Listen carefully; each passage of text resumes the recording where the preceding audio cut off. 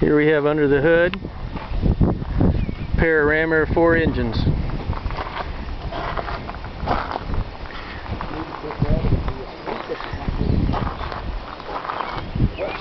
That's what he's going to do.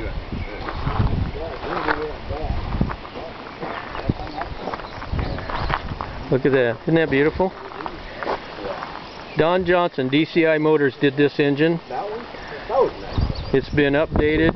Heads have been worked on. Steel rod, steel crank, roller cam, roller lifters. Yeah, and it does run really nice. Smooth, pulls hard. Greg just left about 100 foot of black mark up in the road a minute ago with it. Yeah, I saw it.